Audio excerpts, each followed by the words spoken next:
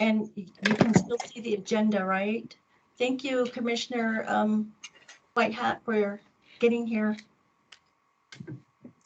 Okay, if you could pull up the agenda. I'm not seeing the agenda right now. It was visible before, Rose. Oh, there it is. Thank you. Yeah. Okay, Rose, could you assist with roll call? Yes, I can. I'm going to turn off my camera for a little bit so I don't get everybody all, just to save what we need. All right. Commissioner Cuddy-Eye?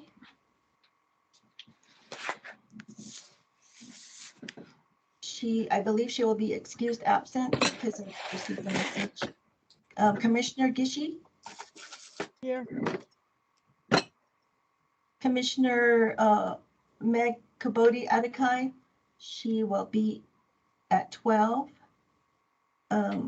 Commissioner Cora Phillips will be absent. And Commissioner, our co-chair, Washington. Here. Commissioner Marks. Commissioner Toya. Present. Commissioner Weathersby.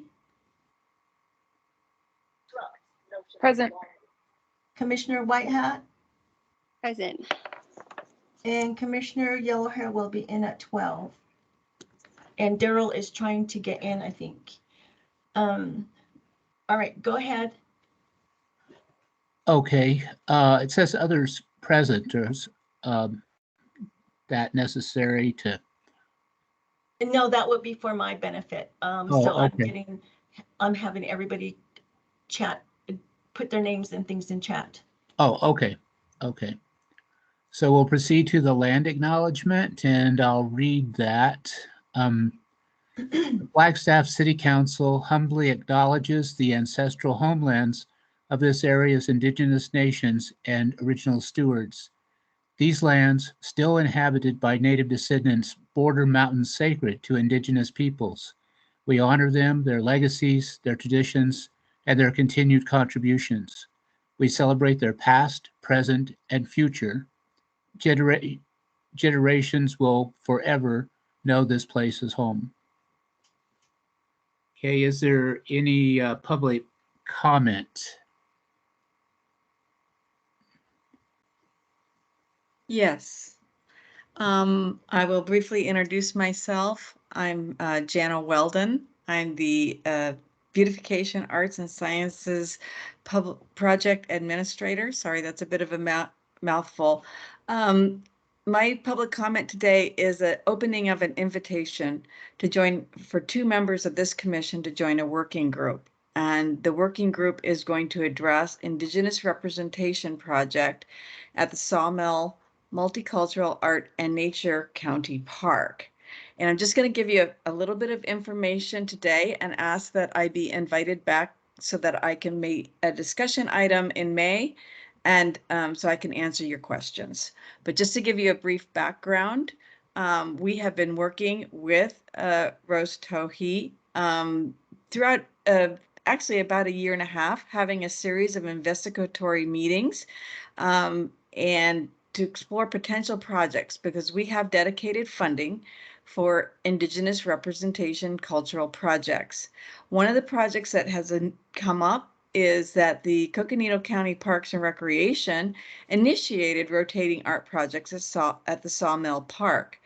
And they have not, though, yet been able to continue that, you know, because they don't have staff, time, or funding.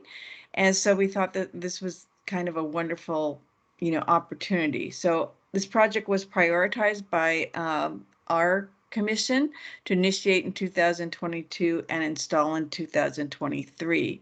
So this working group is going to help us put out the call to artists, going to determine the scope of the project, because there's many possibilities. But at the essence, there are 5 pedestals for sculpture, which will be the core of the project. And so here's one of the empty pads right here. And this shows kind of that there's, 5 along this kind of walking path. These are some of the considerations. So before we put out the call to artists, there's many directions that the scope of work can go. And instead of staff deciding, we want input from various commissions. So how often should the art be rotated? What fees should be offered?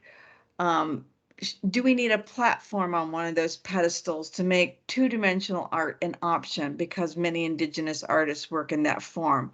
Should we consider performative art? What other things can we consider? There's the Willow Bend Environmental Education gazebo there. There's also a little stage by a mural.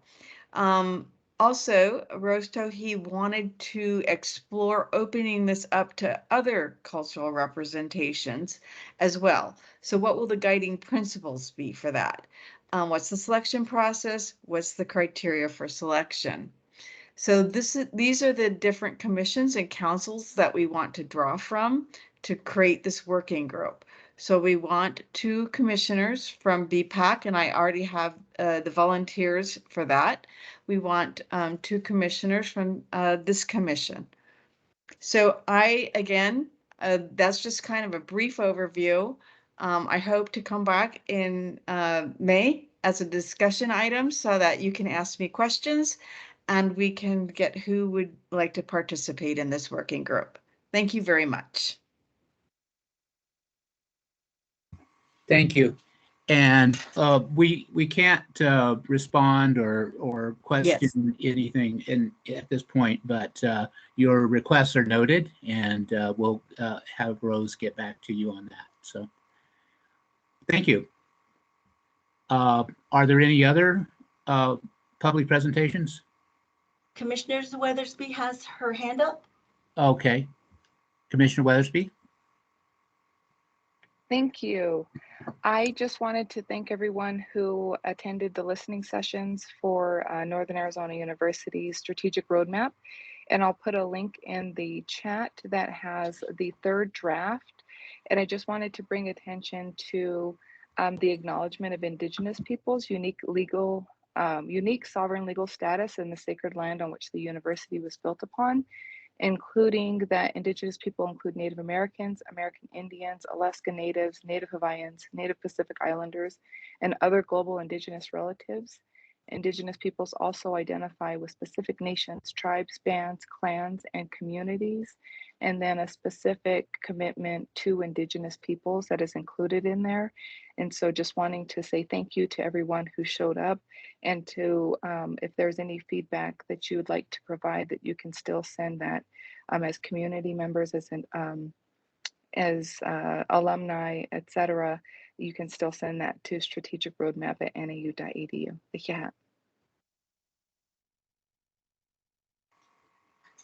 Thank you.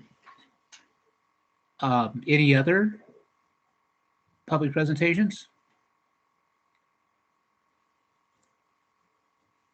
Okay, let's go to the next item on the agenda. Co-chair, Yes. I'm going to go ahead and do the introductions now before we go further. Okay. All right, thank you. I'm going to start with Co-Chair Washington. He is a resident of Flagstaff for 45 years. He is a member of the Choctaw Shawnee Nation, and he is self-employed with a trial court as a trial court advocate, and can practice on several Indigenous nations here in Northern Arizona. And then Co-Chair Phillips, she is retired. She is from the Navajo Nation. She is a part-time consultant, but she has done many, many years of work with Navajo Nation at division level, as well as with traditional practitioners. And then we'll go to Commissioner Diana Cuddy. She is from the Navajo Nation. She is an ex officio member of the Indigenous Commission right now, but also serves on the Indigenous Peoples Advisory Council, and through an MOU. There are 3 members from the IPAC that are on our commission. The next one is, she is self-employed and serves as a consultant and researcher as well. The next one is Commissioner Dorothy Gishy. She is also ex officio, also a member of IPAC.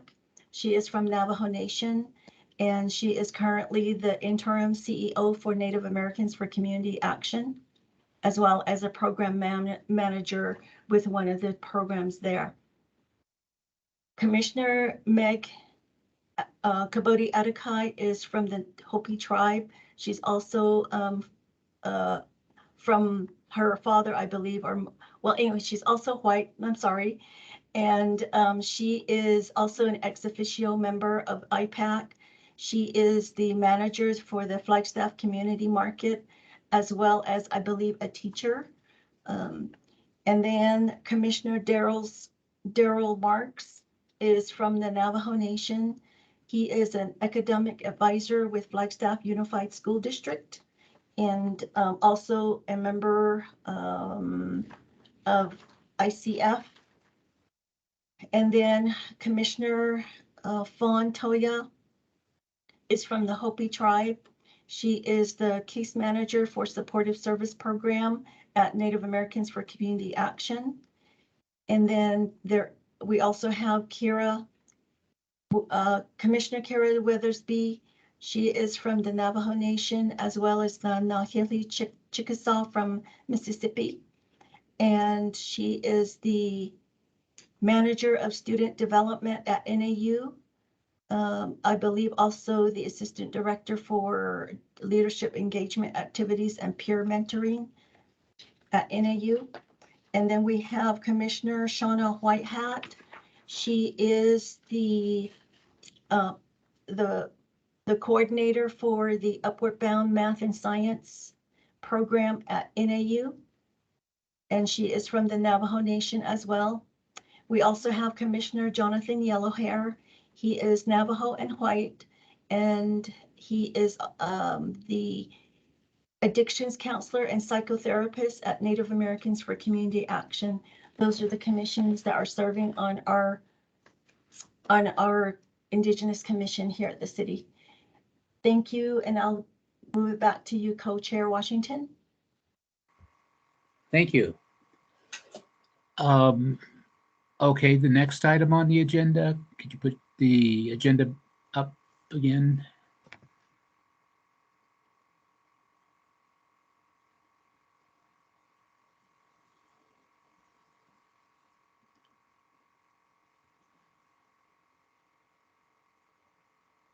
Okay, I'm going to move the approval of minutes to the bottom of the agenda so we can get into the substance of the meeting. So we'll take that up later. The next item is general business, none at this time. And then we'll get into the discussion items. And the first one is refurbished city building. Good morning. Thank you, Co-Chair. Thank you, Rose. Greg Clifton here, City Manager for the City of Flagstaff. It is a pleasure, as always.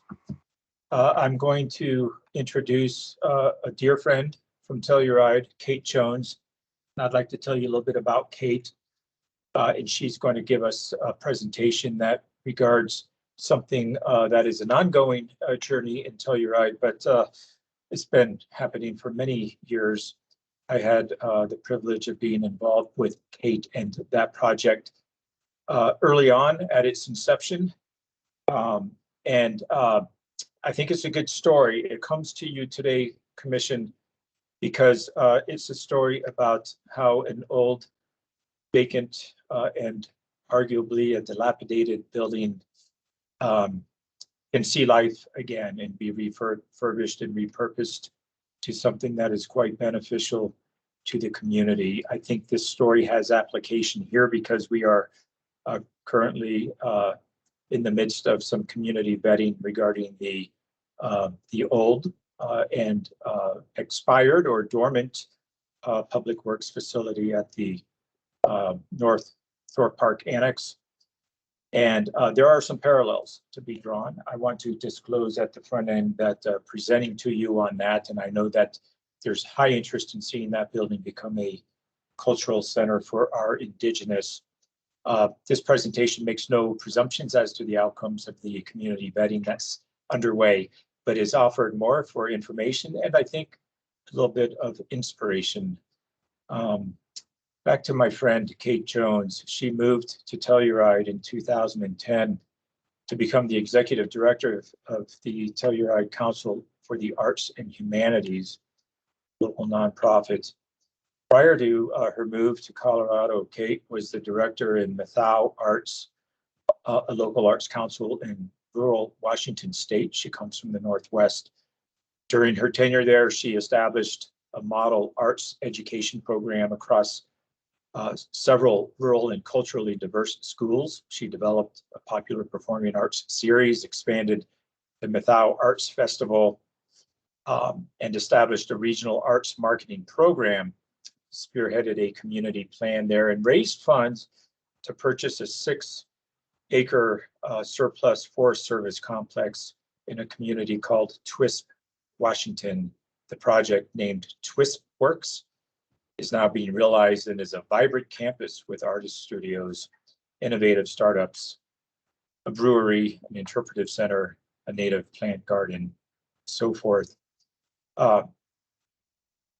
Since moving to Telluride, Kate has worked to reposition and reactivate Telluride Arts as a strategic force for community preservation and cultural vitality. She has so many achievements in that regard.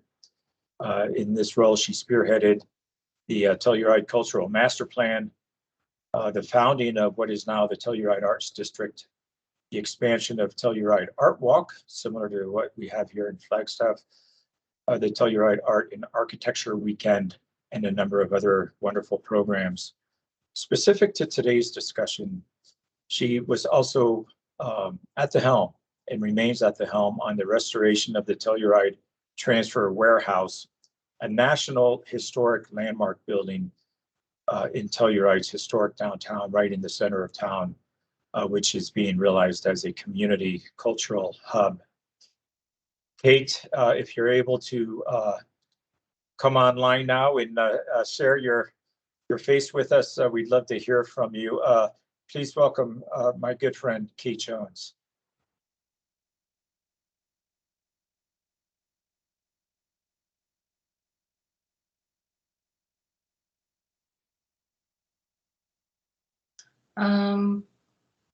Hi, everybody. Can you hear me? Yes. Can you see me? Yes, and it's good to see you, Kate. I apologize. This is the first time I'm using this particular platform, and it's been harder than I would like it to be. Thank you so much, Greg, and thank you all for inviting me to this today. I really appreciate the opportunity to talk about this project and be with you all today. None of this would have been possible without this incredible collaboration and leadership with Greg when he was here as the town manager in Telluride. So I'll pretty much do anything for him, and I hope that it's really clear in the presentation how important those partnerships are, and how important great leadership and visionary leadership is in trying to get these beautiful things accomplished. So I think I'll just click over to my shared screen now, and if you need me to hurry up, I know that we're running a little bit late today, feel free to interrupt and move me along.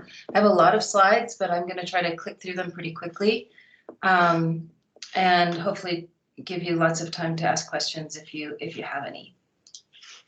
Oops, geez. Oh, okay, so you can see the presentation, it sounds like. Yes. So we have been working on a land acknowledgement for our community here, especially with our arts partners, and you are going to be the first to hear it, which is extremely humbling here today. We come together with a collective responsibility to each other and Mother Earth. We now call this place Telluride, where waves of ancestors, Clovis, Folsom, Diné, Apache, and ancestral Puebloan peoples passed through these Rocky Mountains.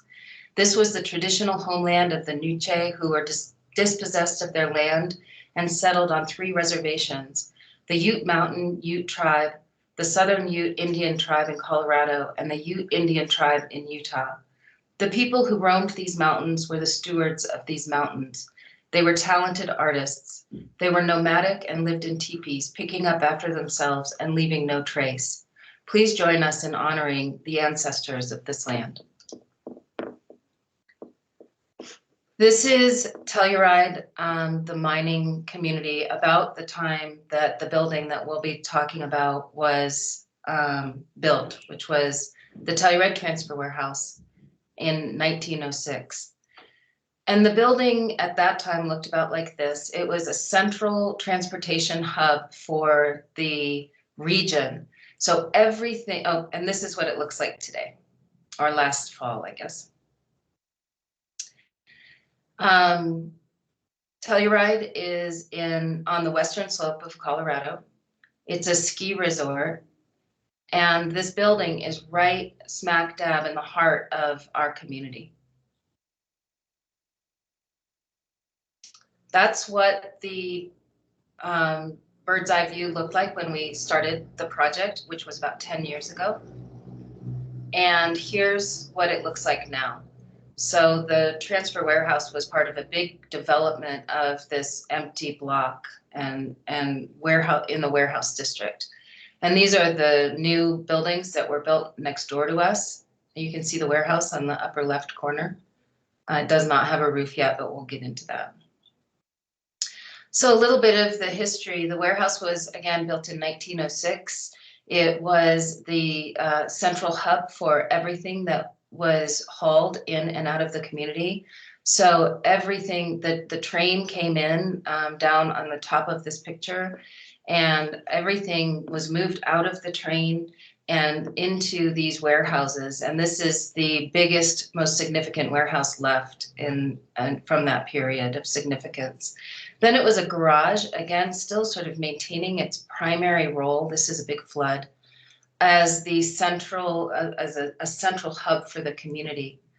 It was a place where people stored their cars and got their cars fixed. And it was a gas station, the Conoco gas station. And it's always had quite a vibrant place in the community until the roof collapsed in 1979. It was the first year that the building hadn't been heated, and the snow load brought the roof down and the second story. And you can this is about the time that we started getting involved, or this is about what it looked like, with a lot of debris and that second floor having collapsed inside of the building. Then for years, it just sat with tarps over it. It kind of looked like this for a while, just as a way to try to keep the stones from popping off the top. But there was quite a bit of deterioration over the years. And that's what those top walls looked like. And those stones would just pop off the top because of the freeze-thaw cycle and kind of land in the street. When we got involved, we stabilized and began restoring the stone. This was part of that era. And really trying to maintain as much of the historic character of that stone, but rebuilding about 4 feet of those top walls. So just to talk a little bit about the project, we've been, again, working on this for about 10 years. It really started with a community-wide cultural master plan that identified the desire of the community to build an art center. And then we started working with the town and with local landowners and just looking for opportunities in this very high stakes, high value real estate market to find an opportunity where we might be able to build an art center. We have lots of fantastic buildings in this town, but we don't have anything that's specific to being a community art center. We have a school, we have theaters, but this was a missing piece that we identified in our arts landscape. So then we started working with our state arts commission, which is Colorado Creative Industries, and lots of other partners, and just starting to pull people together and explore the possibilities of how this could possibly happen. And this is sort of that boring but very important era of just lots and lots of planning. And I believe that's Greg Clifton in the foreground, raising his hand, myself to his right. And then this was just this fantastic group of movers and shakers in the region and the state. So we did a lot of that. This was Governor Hickenlooper, who we hosted. Just a lot of networking and lots of planning and trying to pull together all of the resources and talent that we needed to really get something accomplished. Uh-oh. Then we did a deeper dive, and you can see that, you might be able to see that we're actually in the space right now, but this was long before we actually had a deal to purchase the space. I kind of call it the fake it till you make it era, where we spent a lot of time dreaming about the space and bringing people into the space and talking about what's possible, and laying that foundation for the project. I'm having a hard time navigating here. This again is our deeper dive in planning. We hired a group called ArtSpace. They're the largest nonprofit art space developer in the country, and they have a great partnership in Colorado and across the country. They're probably in Arizona as well, and they really helped us just put a finer point on what was possible with this space. And this was kind of our core partnership list. The town of Telluride, under Greg's leadership, was a critical partner. Colorado Creative Industries, the Becher Foundation, who invests in capital projects, especially in the arts. The Department of Local Affairs came in as a strategic partner. The Lifton Dolene family owned this building at the time. They then sold it to the Meriwether Development Company, which gave us the opportunity to come into the development agreements. San Miguel County gave us our first little $10,000 grant for planning. It was a lot to us at that time. The National Trust for Historic Preservation also gave us a small grant. I think again it was $10,000, which was very, very meaningful at that time. The National Endowment for the Arts has a fantastic program that might be appropriate for you to look into as well. It was in our town, again, supported planning, and then it also supported those initial architectural drawings. Colorado Historic Trust has been a great resource for the restoration. They've given us $250,000 to help restore that stone. It was really $1 million project, but they come in as a partner, a match for that, and we'll hopefully get quite a bit more from them as well as we move into the final preservation. National Endowment for the Arts gave us also an arts project grant, which helped us activate the space with an art installation.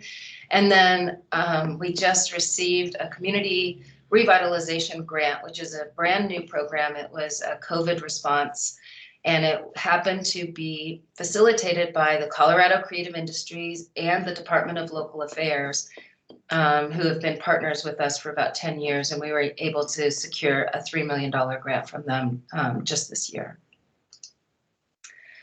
So this is what the warehouse looked like when we started bringing people into the space. It had a gigantic tree in it that had been growing for 40 years. The building had been locked, and most people, I think the kids used to break into it, but really people hadn't been in the building for about 40 years. So it was really special to open up this space. Some of the challenges are that because this building is such a important landmark and a beloved space, and lots of people have dreamed about use and talked about use over the years, it's a very high profile project, and we came to the table with a design. We did an architect's competition, and some people liked our design and some people really didn't like our design. And but we talked a lot about this design. We needed a design to move forward with the development agreements, and so we put this out there. Some people thought it was a little bit too much, and in fact we've determined that it probably was. And then COVID hit, and here we had this incredible space with no roof in the middle of town. And my board did a very quick internal fundraiser, and we invested in improvements in the space and opened and activated the warehouse to be the main hub for community activity over the last 2 years. And what's happened since that time, and we're very much aligned with other outdoor venues that are struggling with noise complaints, because so much of our arts and culture went outside over the last 2 years. We have a very unique situation. We've literally had programming in there every day, except for in winter. I mean, rain, snow, we've activated the space, and you can see that these new condos have been built right next to us, and they have sold for, I think, the highest dollar value of anything in Telluride to date. So they're very, very high-end, high net worth individuals, and they've actually come in and tried to undermine our project. So we've had to really fight back this year and protect the vision that we worked so hard to establish in that community planning. This is when we first unlocked the building in about 2014, and we had just a crew of artists who came in and helped clear it out. This is actually after we cleared it out. It's been many iterations of cleaning it up and messing it up and cleaning it up. And then we just invited people in. This was our very first art event in the space, and we had artists and chefs and music, and just brought people into this really special space. And when we opened the doors, people just flooded in, and it had this kind of magical secret garden quality to it. And we just started having lots and lots of events and parties. And it really just took on a life of its own. So then when COVID happened and we became the only venue really open in the region, it became even more meaningful to our community. And I think also because so much has been built up and kind of spit shined and highly polished all around this building, the character of it and the openness and the exposed stone and the rustic nature became even more important than it had before. And so it was during COVID that we realized that we didn't want to have such a heavy approach to the restoration. And we actually, this is an arts bazaar that's in the space. We actually changed our gears with the design, and we asked our team to try to preserve this. You can see how magical and what a magical character it has. We asked our architects to try to shift the design and preserve some of the magic of the ruin. And they were unable to do that, so we actually went out and found new architects. And this is how the building has been designed now. The new design enables us to leave all of the stone exposed and have a big, huge door that opens the interior space to an exterior courtyard. There's just a very, very strong public will to leave some of that courtyard open. Oops. And this is what it looks like being activated currently. And we are in the middle of it's a $20 million total raise. And we have about $8 million towards that goal. And we need to have all of that money raised and everything approved by October. So we're just in the thick of the fundraising phase. And that's it. That was great, Kate. I just turned on my camera just to let you know that we're almost to the end. Oh, perfect. I wasn't sure. Now we had set aside about 10 minutes for questions. If anyone if anyone in the audience, we have ICF members here with us, as well as IPAC members, as well as city employees that were interested in this presentation. So please feel free to ask questions.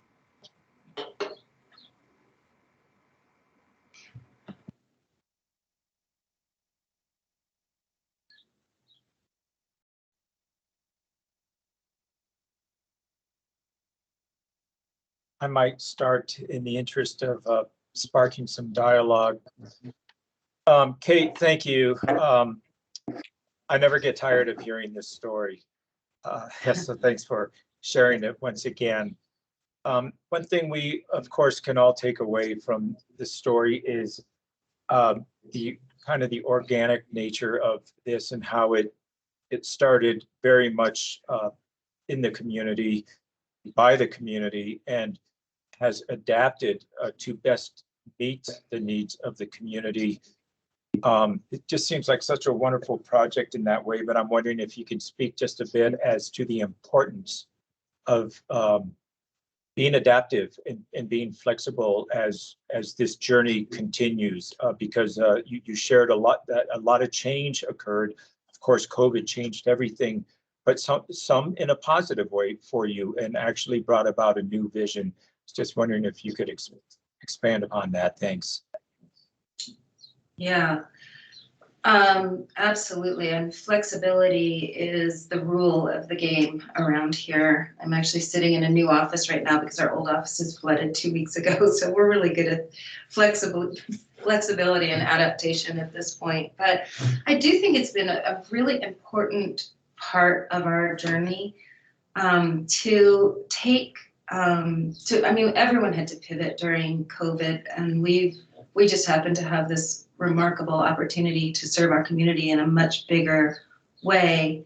So that was kind of an easy choice. But I think that doing so much planning, and my board doesn't like it when I say so, but we had 52 planning meetings just about design and use.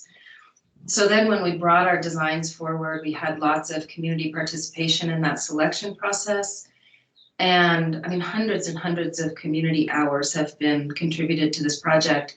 So then we sort of move everything along, and then we had a large group of people, artists included, who just thought we were doing it wrong and wanted to see something else happen in there. So it's been just a journey of being both tough and receptive. And I'm sure that there'll be more of that in our future. One of the things I've learned over time is always expect to be blindsided. But I do think that it's made the project, all of the community participation, because it's such a sensitive and beloved is the word I use to describe this building and the community's attachment to it. It's such an important project to this community that it's really important for us to just constantly listen and be responsive and not be attached to our plans too much. Thanks for sharing that perspective. Yeah.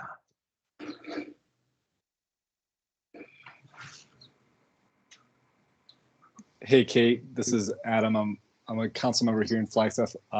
Thanks for your presentation. I just wanted to thank you for sharing that story, and city manager, to you, thank you for your work on that and bringing Kate to us to present here. From my position, as a council member, it's so great to learn from other communities and see how we can take that idea or that direction and run with it. I think everyone on this call can appreciate that. But Kate, just thank you for sharing, and this was helpful. You're welcome. It's my honor. Any questions from any of our guests that we invited?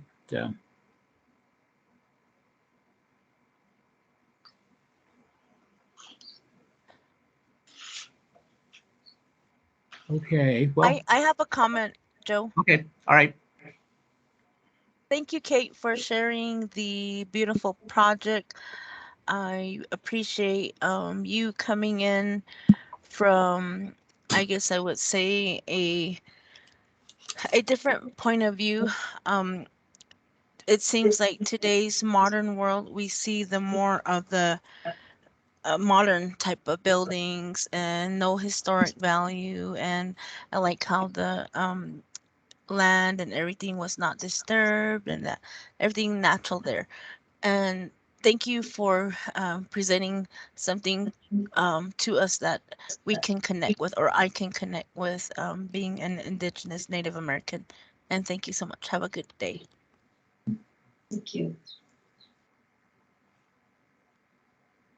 Yes, thank you from all of us for making this presentation. It's really it's really valuable to things we've talked about, as was mentioned, Indigenous Community Cultural Center, and it very helpful. A lot of ideas come out of that, and it's very good to have that presentation. Thank you very much.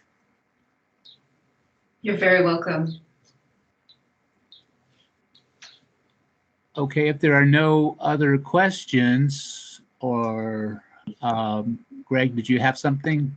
I just wanted to also give my personal thanks to you, Kate. You've taken time to prepare this presentation and then time to spend with us today. I do find it enriching always to see what other communities are doing and to share ideas, and in this case, share success stories. Even with the challenges that you pointed out, there will always be challenges, right? So thank you, Kate. And I do see that Vice Mayor Sweet, I'm going to try to get used to your new title. Kate, she was appointed Vice Mayor last night.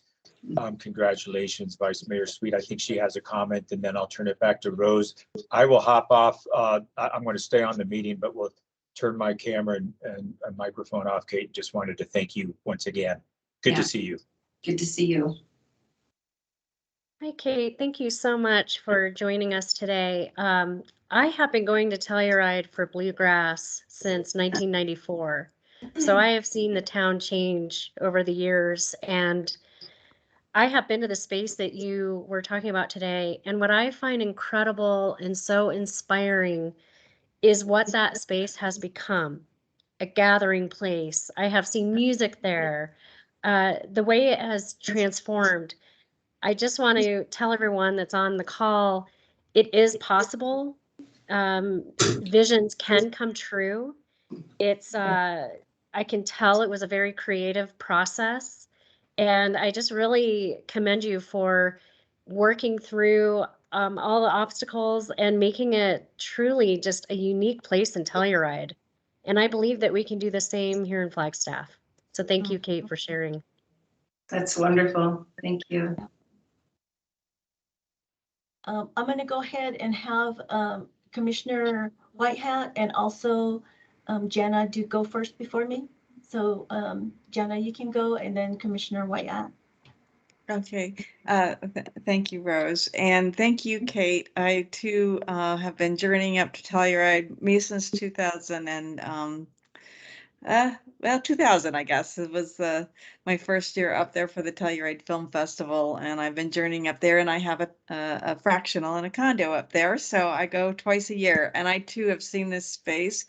I'm really grateful in a way that the turn it took, with COVID, and it does in art. Happy accidents are the rule. That turn it into wonderful projects. I put it in the chat just to let the whole Indigenous Commission know that should this direction come out of the Thorpe Park Annex, public direction, that our program is ready to step up with some funding. And I really hope that we, it goes that direction, and we're ready to be a partner. So that's all. Thank you, Jana.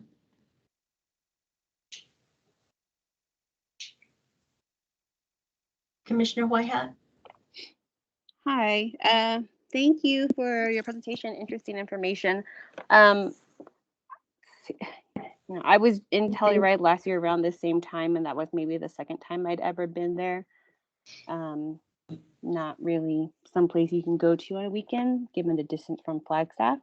But you know, I guess the environment of Telluride is somewhat similar to Flagstaff in that it is a tourist location, and it is in a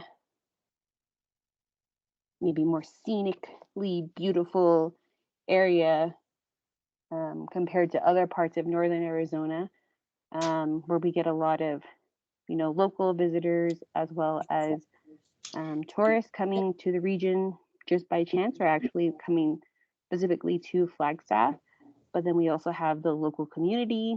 You talked about how there was a record price for a particular set of condos put in near the warehouse. What strategies or approaches did the committee take when addressing or trying to balance, private concerns about price of land and private ownership, and where maybe they didn't consider the warehouse space as something valuable if it maintained its current, historic state, versus putting some condos on there where you could definitely make money off of this space. What are those conversations like, and what approaches and what considerations were taken? How is that worked out?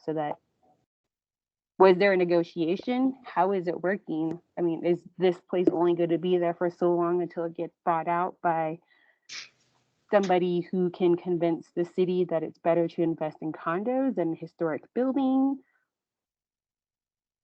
I'm just curious about all of the more difficult stuff of the process. Wow, those are such great questions, and I would invite Greg to join my response for sure. I think, we have been very, very strategic, and I used to say, and lucky. It's good to be lucky and strategic.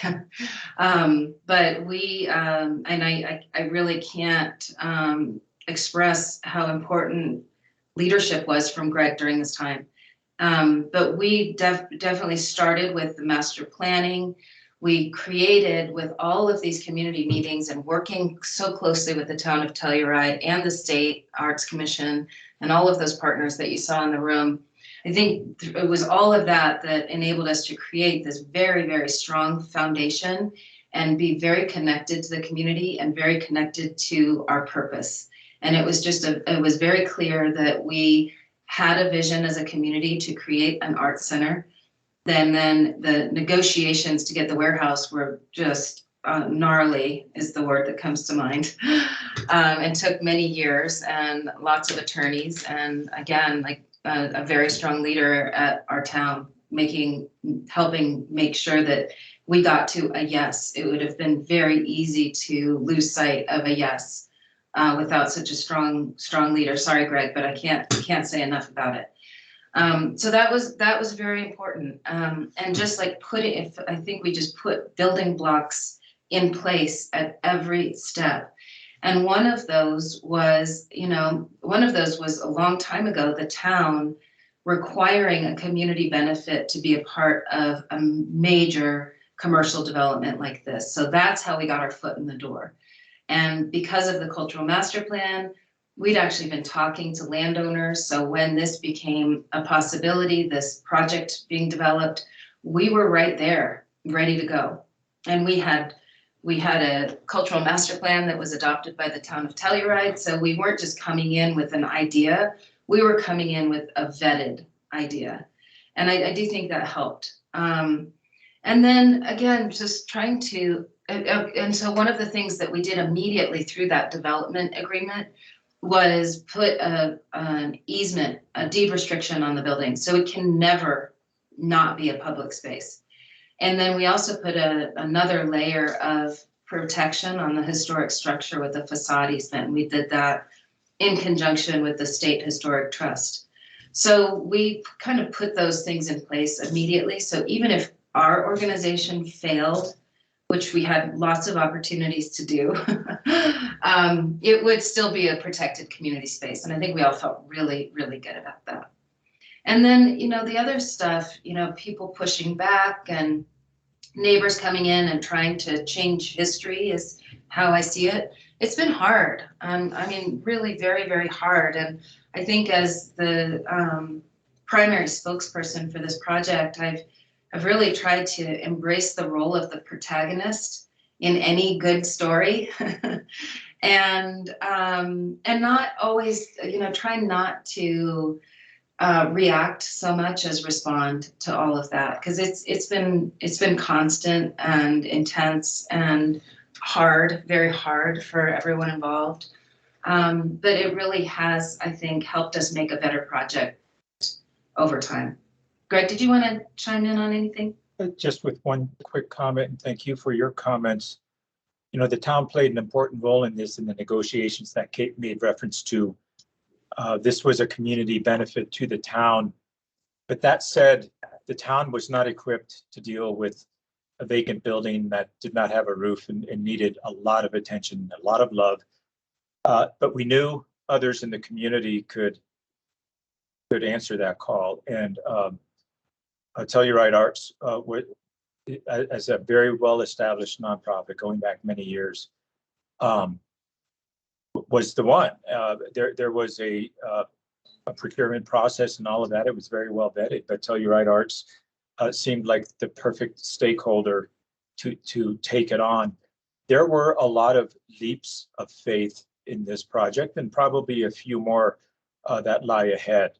None of these, no project like this happens without some risk taking and a lot of challenges, as Kate has pointed out. So the town was a negotiator, but the town couldn't pull it off. It took the strength of the nonprofit to do that, and the town's very supportive of the nonprofit. I share that with this group and with the commission, especially because that's where there might be a very parallel model here in Flagstaff. Thank you, Kate.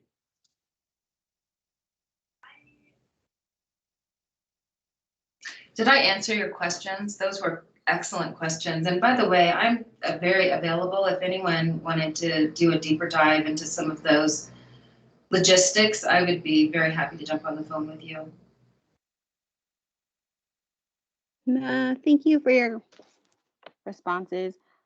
No, I don't. I think it just makes me think more. I think maybe there is a big difference in maybe the history that we're trying to recognize and preserve between our two cities. So Telluride, like you said, ski resort town, films, bluegrass, arts. That's kind of what that community is known for. So it would make sense that having a cultural center supported and provided by the community is something that should be part of, the history and preserving what is Telluride. But when you think of Flagstaff, our community is much larger than Telluride. Maybe the socioeconomic status, or I don't know what you would call it, the situation of Flagstaff is similar or different. I don't know. I couldn't say. I assume that Telluride is probably a bit above Flagstaff with the price of everything. But I just wonder how, I guess I'm more interested in the specifics of, like you said, the logistics of how you will approach this, because acknowledging a cultural center in a town that maybe hasn't always recognized the people native to this area seems a lot more challenging than maybe recognizing a historic building in the downtown cultural arts area of Flagstaff, where that's kind of an expectation. So I'm just more interested, I guess, in the logistics of how that would be applicable to the situation of having a cultural center that's really being built within Flagstaff city limits.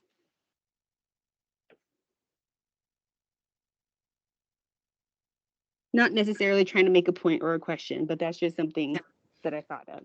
Understood. Well, and I think in my bio, you heard that I was also involved in a big project, excuse me, in my role as the executive director of the local arts council in a very different community in Washington State, tiny community. And we did the same kind of thing. We just really dug in and worked with our community in a very big way over about 2 years to create a plan for the building. Similar in that, again, I kind of call it the fake it till you make it era, because we had no right to the building. We knew it was going to be auctioned off, or the property, it had 15 buildings. But we just thought we might have the best idea for it. And so we started dreaming really early. And then by the time the building was available, we were very well positioned to purchase. Thank you, Kate. Marion, do you want to go next? And before Marion does, we're waiting for Judge Slayton to get on, and so we'll keep going until he gets on, and then we can close this part of the session. Thank you, Kate, for your time. Of course. Marion? Okay, I am Marion, and I currently work for the City of Flagstaff Water Services. And what a great idea to refurbish and preserve this building. And thank you, Kate, for a wonderful presentation and sharing the development of this building. So I was just curious, are there other towns looking into or planning to do the same thing? I was just curious.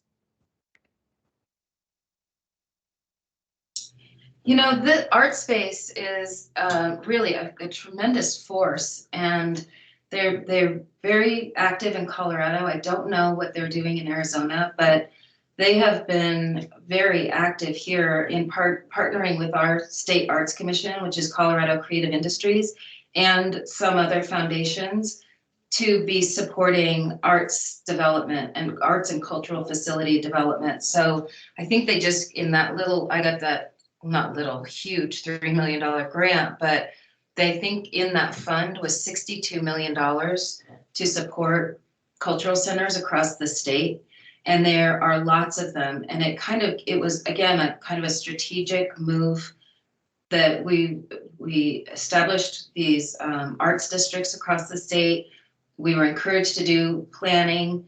Part of planning often came up with these investments in facilities. And then the state really worked with us to help us execute these projects. So there are lots of them across the state of Colorado that I know of. Wonderful, thank you. All right, thank you everybody for your questions. And I just want to take a little bit of an opportunity to thank Kate and Greg for this presentation. It is, I believe it's very much welcomed, especially in the context of planning for what we'd like to have and what we'd like to see with our community. And I think this presentation is relevant in the area of refurbishing a building and having leadership support, as well as community support, as well as Indigenous voice being involved in all that. So I just really appreciate the time that you've taken just to help us see what can be accomplished and what partners can be built and those kinds of things. And I just really want to say thank you for that. And I appreciate all the people that are here joining in and listening to this. And with that, I will Judge Slayton is here, so co-chair, if we can just go ahead and have him present his information. Okay, thank you. Judge, you have the floor. Thank you for coming. First of all, I want to apologize to you. As you can see, I just got off probation revocation court, and so I really appreciate the opportunity to just kind of give you a brief update on the Criminal Justice Coordinating Council. One of the things that we have been doing is, over the last 2 years, is reevaluating the focus of the Criminal Justice Coordinating Council. And we've been really, I think, engaging in some self-introspection as to areas that we have been lax in addressing. And one of the things that we decided as the executive committee, and let me make sure that I had this here, that I was pulling this up, is the ways that we have not focused directly upon the Native Americans who find themselves in our criminal justice system. And so one of the things that we did in the new bylaws is we did, in fact, form the Indigenous Initiatives Subcommittee that Rose is on. And in fact, I feel, I have to say, Rose, I feel a little bit that you probably could take this yourself and really be able to expand on what I'm saying. But I think that was one of the aspects that we really felt like, after looking at our past history, that we had not focused on as much as we should have. And so part of that was to form the Indigenous Initiative Subcommittee. We are looking for folks to serve on that committee. We do have Rose that's part of that committee. We do have Ken White. He's kind of serving double duty. He has a great background in Native American health issues. He's also on the Behavioral Health Committee. We try not to double up, but when we have folks with really good experience and really good backgrounds, then we want to try and use them as much as we can. We have been looking for other folks. I believe we have Gabriel Yaiva, as I remember. We have Ed Capote, Holly Figueroa, who's the tribal liaison at Health Choice. Rose also. Rose, I'm sorry, I don't know if I've missed anyone. Liv Noki. Liv Noki. It's correct. We've been playing with the idea of looking at possibly having representation from the Navajo Supreme Court. But I don't know if that's been followed up on. And Rose, I don't know where that stands, but I think having some representation from either the Navajo tribal courts or the Navajo Supreme Court, I think would be a welcomed addition for that committee. Rose, do you know where that is sitting? Good morning, Judge, and thank you for being here. And we appreciate the time that you're giving us, even though I know that you have a really, really busy schedule, and I really appreciate that you are here in person. Well, right now, I have recruitment emails out to people, and some are responding and some are still needing follow-up. So right now, that's still in process. We do have two other individuals, Priscilla Lee, I believe, and another person that is part of the Indigenous Initiatives Committee. We are also trying to recruit an elected Indigenous Native person that either from Navajo, Hopi, or other surrounding Indigenous nations. So that is also still in the process. But right now, I think a lot of their time is being taken up by ARPA and trying to get that situated. So that's where that's at. And but what I wanted to have you see if you can do is just go through maybe some of the things in the strategic plan with the navigators and those kinds of things. That would be great. Thank you. Sure. One of the things that we have looked at, and I have to really point to Supervisor Fowler. She was really kind of the I would say the only initiator of this, but it was something that she was concerned about. One of the things that we are aware of. And that is that when we have folks who come in, and candidly, it's not only just the Native American population who comes into our court system, whether it's city court or justice court or the spirit court. It's any person who does not speak English, or English is not their primary language, and they're coming into a culture that is just not their own. The legal culture, if you will, can be frightening, can be intimidating, even on the best days. And so one of the things that we were hoping to do is to provide navigators for our Native American citizens who come in and need to understand our court system, understand where they need to go to file something, to get an order of protection, understanding an eviction proceeding or something that's happening in justice court. This kind of flows out on what the state had been doing in response to all of the evictions that were taking place, and the manner in which our eviction process had changed dramatically as a result of COVID-19. And because the process coming out of Washington, as you can imagine, was at times very difficult to understand and changing almost every month. There was a lot of confusion on folks who were tenants, couldn't afford legal assistance, and needed to understand what was going on. And so one of the things that the Supreme Court did at that time was say, well, what we need to do is we need to have folks who will be able to help these tenants go through this eviction process and understand what their rights are, understand what their alternatives are. And out of this same thing,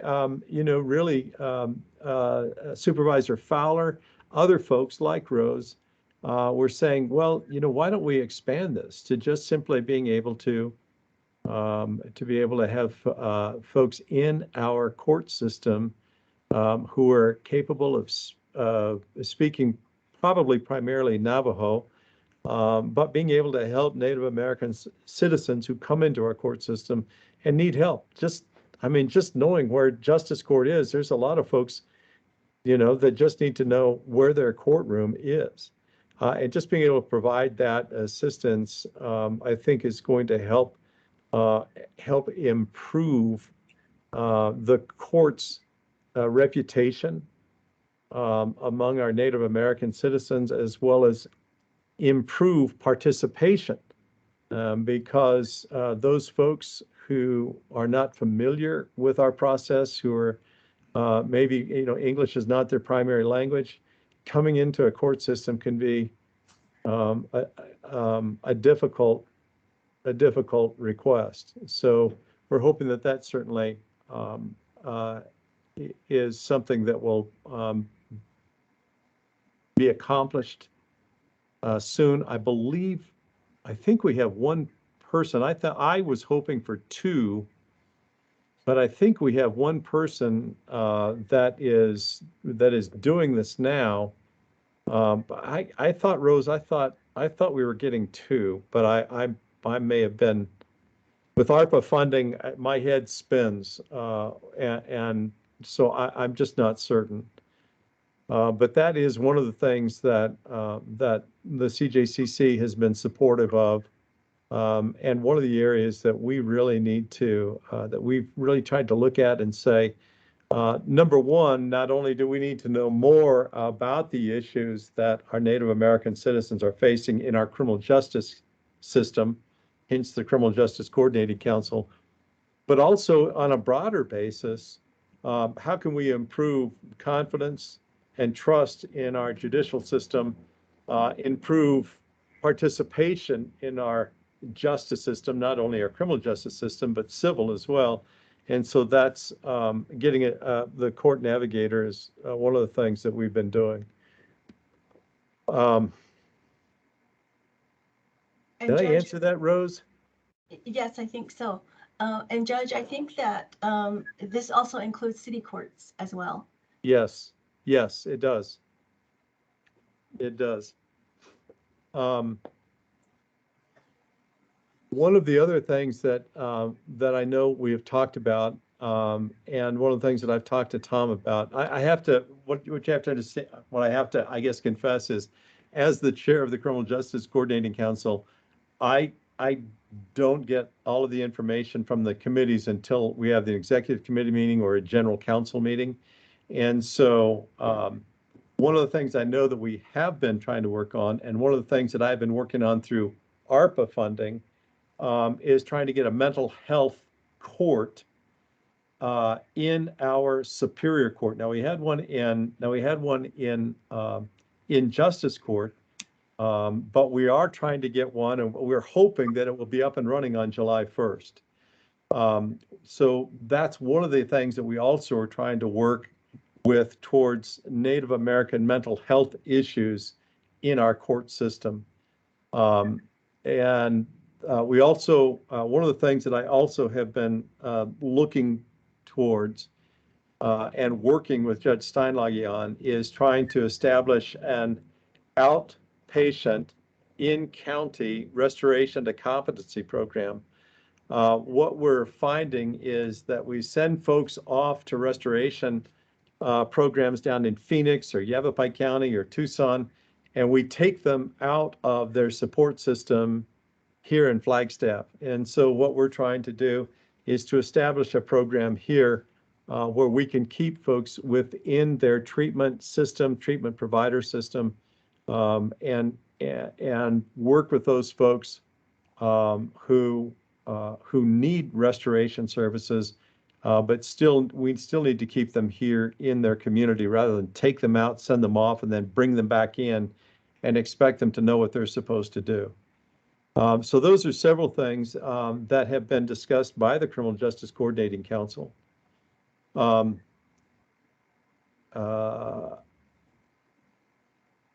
I'm going to turn to you. I don't want to take too much time. I think I was only given 10 minutes and I was late, and I apologize. And so I don't want to leave anything out, but I know I probably have. Oh, that's okay. We can always bring you back. Well, next time I'll try and be on time if you do, if I get that honor. We're really thankful for you for coming in. I want to give at least a couple of minutes for questions, and then we have to go into our next presenter. So if anybody has any questions, that will be great. Judge, this is Joe Washington. And in addition to being a co-chair of this commission, I am chair of the Indigenous Circle of Flagstaff. And I'm always interested in looking at positions where Indigenous people can have a role. And recently, I noticed that there was a position as a part-time judge for the city of Flagstaff. Also, I was a judge for the city of Flagstaff long ago. I was looking into how that kind of position is filled.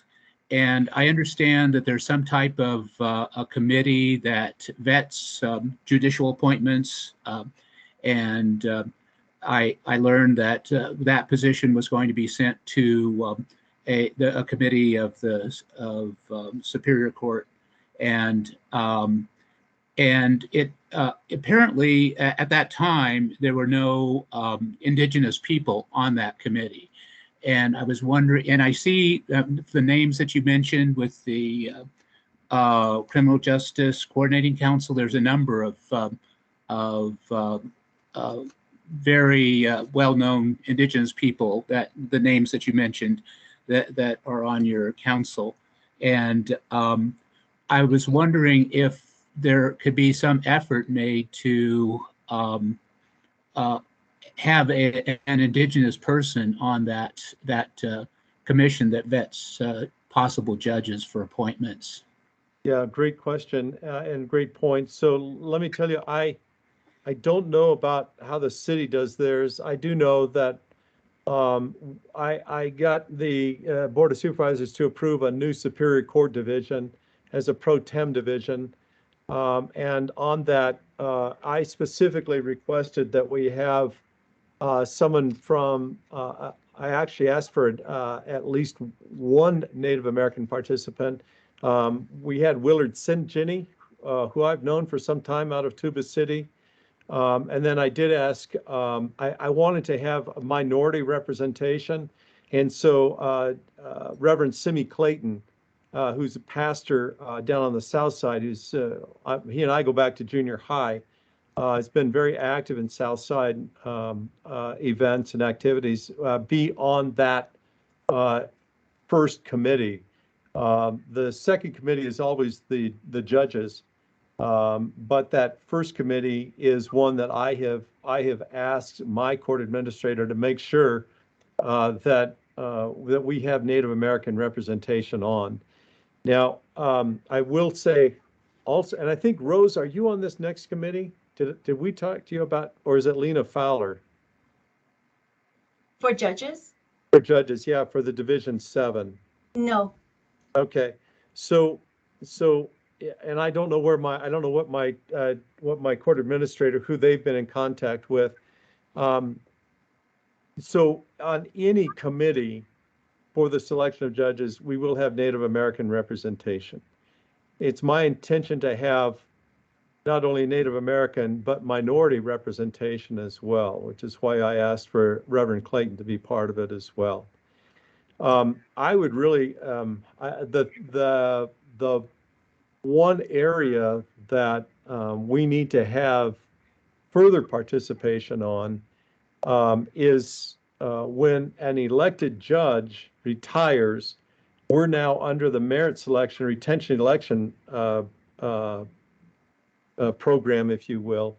And the merit selection committees are to be made up of representatives from each of the Board of Supervisors districts. And to that end, I think that it's going to be incredibly important that we continue to ask for and solicit Native American representation on the merit selection committee. It's kind of a confusing process. You have to get 5 people from each Board of Supervisors district, who then has to select a person outside the board to be on the merit selection committee. And so we're always looking for folks who are going to be doing that. I will tell you that I've made it public. I intend on retiring the beginning of 2024. I know that Judge Nichols is going to be retiring after her term of office in 2024.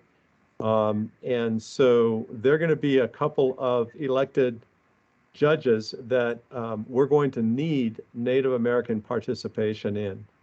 And so it is going to be something, and it is something that I think is extremely important for us.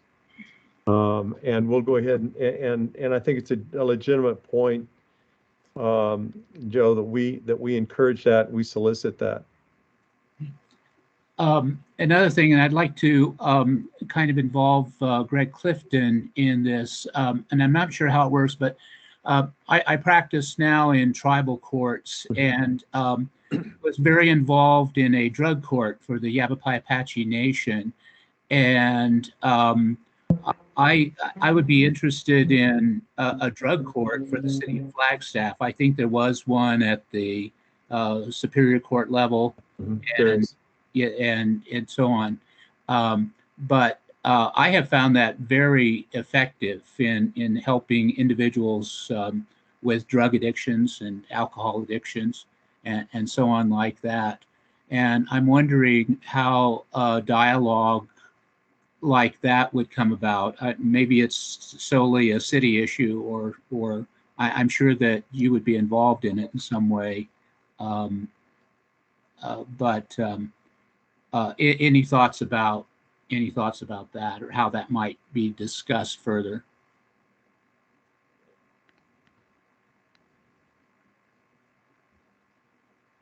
Co-chair, was that directed my way? I'm sorry.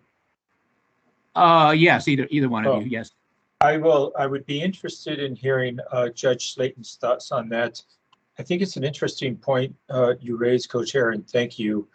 And I'm glad to be a part of helping to orchestrate that discussion. I don't know right off the bat who all the stakeholders would be in that discussion, but certainly we'd start with our, court administrator and the folks over at municipal court to get their thoughts on it.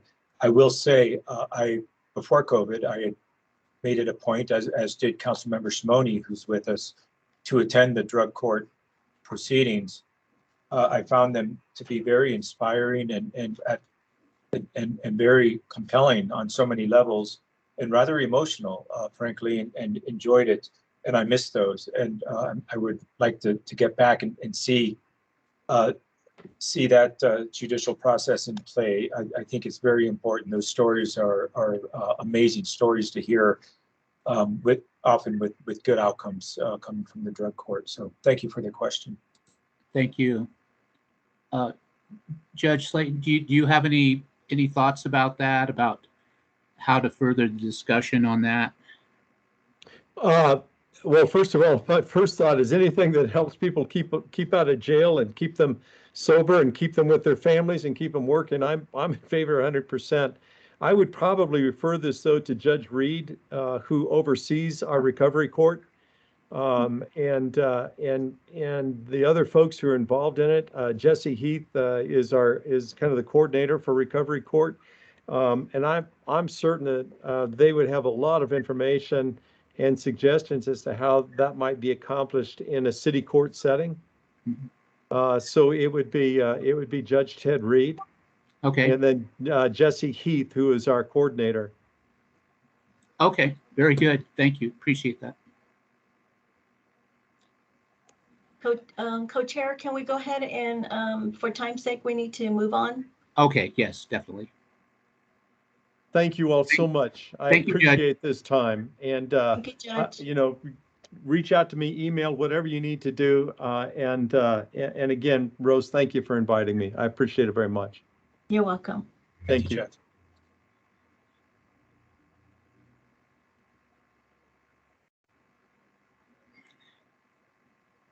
Okay. Rose, could you put up the next item on the agenda? The next item is going to be the Flagstaff Regional Plan update, and Sarah, you have the floor. Thank you. Thank you all for having me today while you have a very busy agenda. I know. I hope we can spend a few minutes talking through this very important project that the city has started, updating our Flagstaff Regional Plan. The regional plan is not just any old document. It's actually the only policy document besides the city charter that is sent to voters in Flagstaff. And that is by state statute that occurs.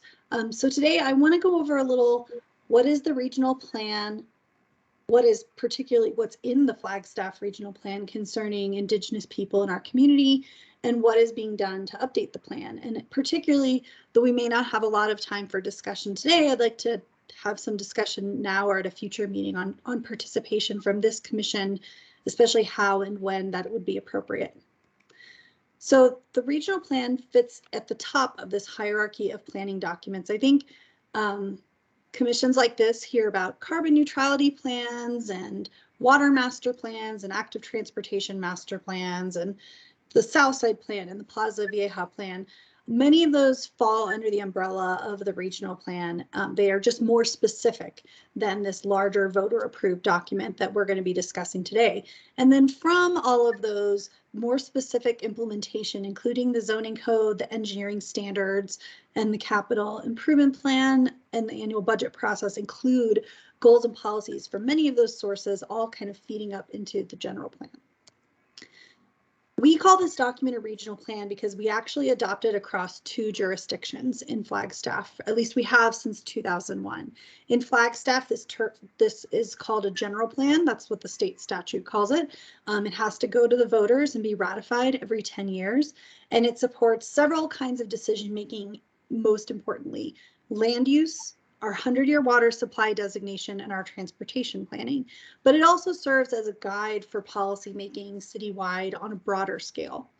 In Coconino County, the regional plan is adopted as an amendment to the comprehensive plan for Coconino County, and it includes areas around the city. I'll show you a map on the next slide. The Board of Supervisors adopts it as a major amendment, and they provide a map of it provides a map of area and place types that further refines the Coconino County Comprehensive Plan, which does not have a land use map except for in these sub areas. So this is what our map looks like. And I know it's kind of blobby stuff to everybody but me, who like zooms in and knows where everything is. But this is the geographic extent is what I want to focus on. It approximately covers the area out to Timberline, Doney Park, Fernwood on the east side of town, Belmont and Camp Navajo on the west side of town, Mount Air and Kachina on the south, and then all the way up into the San Francisco Peaks on the north side of the community. And so this is a very large area. Much of it is in federal or state ownership. And the plan really only regulates private land or land that could become private in the future, such as state land parcels that may be auctioned off.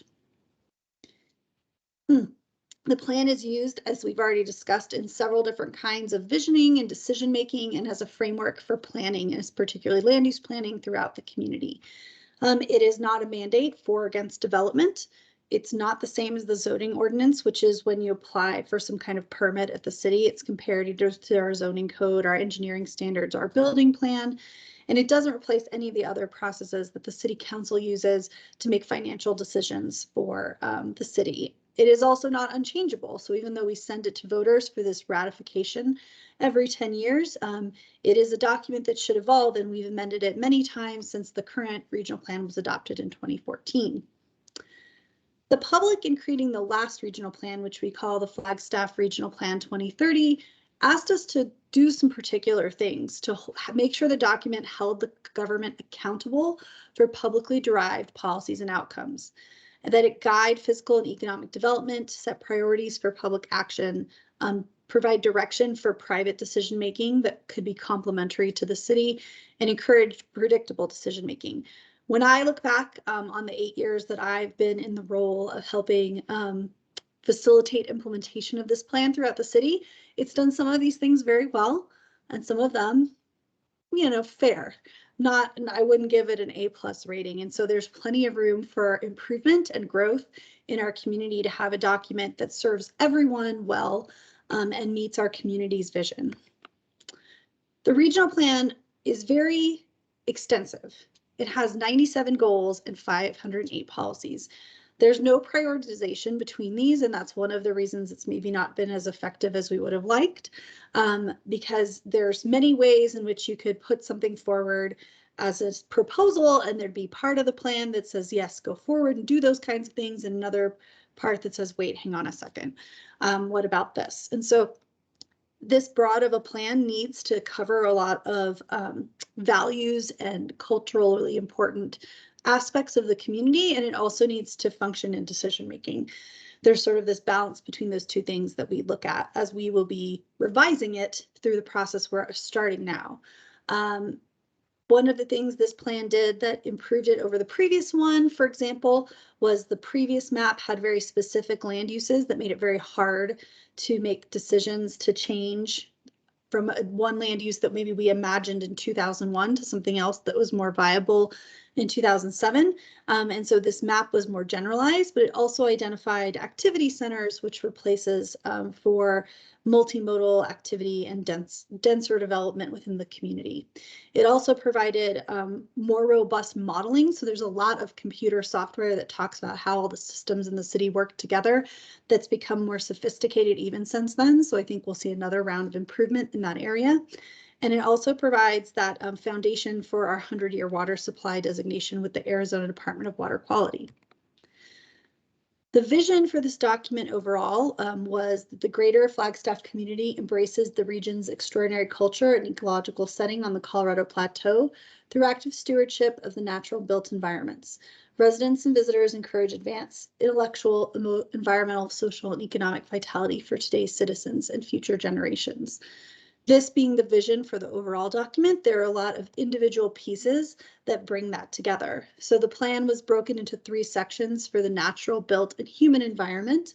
And then the statements you see off to the right are some of the chapter headings associated with that. Now, when it comes to Indigenous people in our community, I will state very openly that the plan has a very limited lens in looking at our community's relationships. And these are the only 3 policies that discuss Indigenous people in the current plan. And I will say that Supervisor Fowler, when I've spoken to her about this, because she was very involved in this process from the county side, said that was because the process dragged on so long that many of the Indigenous participants sort of left the process because it didn't seem like it was coming down to anything that they could really sink their teeth into. They didn't feel like there was a place for them at the table. And so efforts that were made early on at inclusion really fell apart, and there was not great representation of our Indigenous people. And so the policies we do have end up being somewhat transactional. They talk about art and culture sort of as a community character item, but also as an economic commodity that the city includes in its economic development planning, and then really leaves the role of Indigenous people in the community to culture and art throughout the document, which I don't think was the intent originally when the community began working on it. So for this slide, I made a little change because Rose suggested that we think of what goes into the regional plan as a way of cooking, and that there are many of these things I've talked about of data and modeling and input, but really this is an artistic thing. We might have a recipe or a framework that's provided by the state law and the kind of decisions we know the document will need to make. So we know how much we're going to put in of things, but we also have experience of maybe the recipe says to put in this much baking powder, but we actually need a little less because we understand how our oven works and how our kitchen feels. And that's kind of the way the community is. We also are probably going to be tasting it a little as we go to see if the salt's a little different or if things are coming across our palate differently. And so when we create this document as a community, we should be doing all of those things and taking all these things into account. So while I'm presenting on a roadmap that we've created so that we know we can meet the recipe requirements, there's a lot of room to taste and adjust and use what we know about our community to make it better. Though in our kitchen, it would look like this pot. This is what it looks like on my desk, a lot of notes and sticky notes and SharePoint files. But that's really when we think about what is it we are trying to build as a community. We're trying to cook this together. We're trying to make something meaningful. So as I said, we learn from our environment what our kitchen looks like, what our community knows about itself. And I did, when we finished the last regional plan and after action review, with many of the participants who sort of made it to the finish line and asked, why did people drop out? What went well? What went badly? What should we know for next time? And so I've had the privilege of being here long enough to carry that wisdom with me. And so we created these guiding principles, one of them being right people, right agenda, right timing, not inviting people to large meetings where their voices can't be heard and where the purpose is unclear, except let's get this done. We need to break it into some manageable pieces that people can work together on and understand. We need to create environments where experts, and we're blessed with many of them in Flagstaff, and the public can work together. And it's not experts over here, public over there, and then let's argue about it, but let's sit down and have really meaningful conversations. There's going to be several needs for outside facilitations because as a project manager, even though I am a facilitator, we need to bring in people in the community who can lead with different voices, not just one. Equity and inclusion, though it was discussed at the beginning of the process, we need to make a real commitment to it, and the commitment that we will slow down and check in when we're not meeting our objectives and our goals of creating a very inclusive process where people feel that this document belongs to the community. It shouldn't feel like it's something people started on and left behind because it was too difficult. We also need to work with Council and the Board of Supervisors to create some clear expectations for how the document will be endorsed and what is the promise to the public in terms of when they come to a meeting or when they participate. What does that mean for the decision makers and the commitment that they're making going forward? So our roadmap is very general at this point, and there is a lot of room for improvement and feedback, particularly from commissions such as this. We are in a phase right now called phase 1, which is just let's get curious and try and gain some understanding. I solemnly swear I have written 0% of the updated regional plan. Its current form is nothing but a blank piece of paper and a really open heart and ear. And so to create that environment, we are creating art boxes and with some funding from BPAC, as well as surveys and opportunities just to have conversations in the community so that we can begin to shape up what are the things we need to know to start cooking the plan. In the next phase, which would start probably late summer, early fall, that's when we really will get going with maybe some of the more classical planning activities of having visioning meetings and writing goals and creating a process where people come together and try and decide what should be in the plan or not. That is still a few months away, and so we have a lot of time to shape that process so it meets the needs of as many community members as possible and creates a lot of space for open communication and collaborative work. And then there will be a phase where we talked about the experts and the publics together, where we will need to check the work done in that phase 2. It's going to have to go through attorneys and an advisory committee, and everyone's going to have to review it to make sure it actually can be part of making decisions. And then there'll be a phase where council adopts it and it's sent to voters. So this is my contact information. I tried to go super fast. I know that you guys have a cutoff time in a few minutes. But what I've offered to all the commissions we've been meeting with is an opportunity to review and reflect on the current plan. For the Indigenous Commission, knowing how busy your schedule has been, I'd like to offer the opportunity for you to have a space on a digital whiteboard that I've created between meetings to take some time and look at the current plan and what it says about anything and everything, and think about how the important perspectives of the Indigenous community could be better served by the content of a plan like this. And also feedback for me on what ways including that perspective could be done so that it is respectful and of both people's time and of the importance of this conversation. In May, we will come back to the commission and provide you some more opportunity to look at that feedback. And then we can return for another discussion if you'd like in June. What will happen is when I put this, if you would like me to do this in this fashion, and I send you a digital whiteboard, you won't be able to see anyone else's responses. You will only see yours, but I, as the facilitator, will see all the responses. And the only thing I will do between showing them back to you in an open meeting forum and you entering your responses is I will group ones that are duplicative. When we've done this live in other commissions, you can see that, say, for instance, the co-chair is entering a comment about something, and then you may think, oh, I'll just add to their comment. But we can't do that when we are adding these individual responses outside of the meeting. And so there will be a little step in there where Rose and I get together and look at all the comments and we'll group them. And then we would come back and you get to see everyone's comments at once and have a really, what we hope would be a really robust discussion of the regional plan and how it can be more impactful for the Indigenous community moving forward.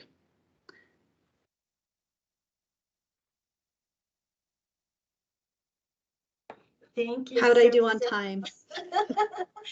We have if somebody has questions, let's take 2 minutes for questions, and then we'll do our last item that needs to happen before we adjourn. Thank you, Sarah. I just want everyone to know that Sarah is a very special person. She is always helpful. She's never shy about sharing things with me, and I so appreciate her for that. And I know that a lot of the topics relating to Indigenous people are very much important to her. So I just want everyone to know that about her. Thank you, Sarah.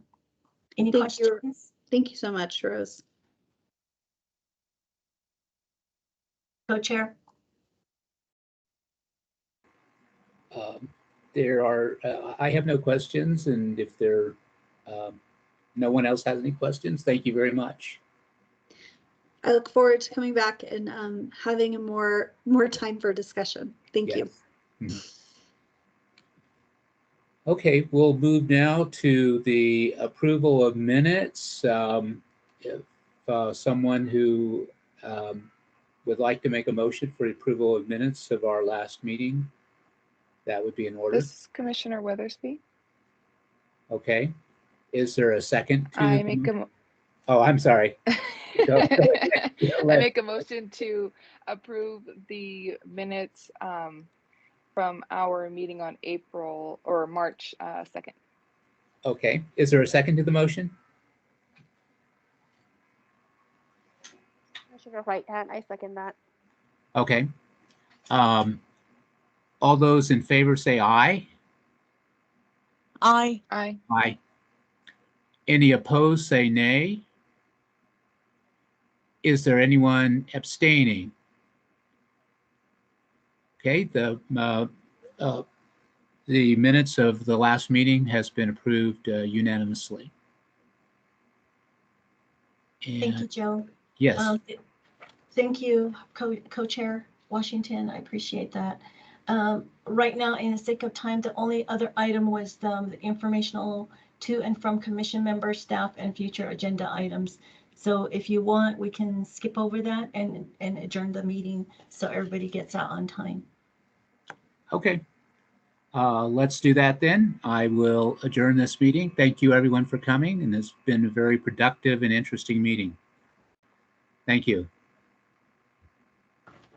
Thank you, everybody. Take care. Enjoy the sun. Thanks all.